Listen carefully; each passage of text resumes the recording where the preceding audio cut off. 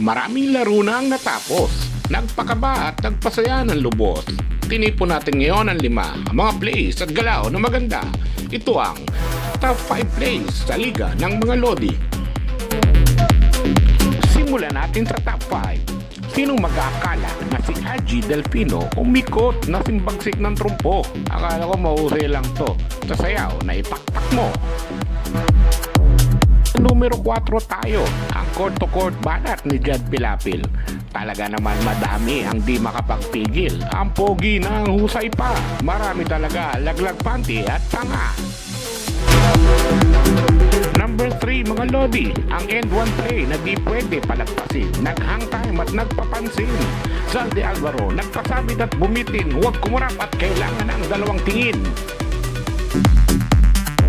Next, ang salutatorya ng listahan. Hindi pa huhuli syempre ang ating kumpare.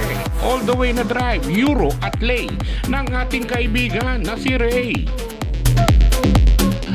Ang numero 1 sa listahan, isang half-court alley-oop with Zaldi. Galing sa isang napakagandang pasa ni Mugar. Ang gandang connection, nakakaazar. At yan ang ating top 5 plays mga Lodi. Hanggang sa susunod at hanggang sa muli.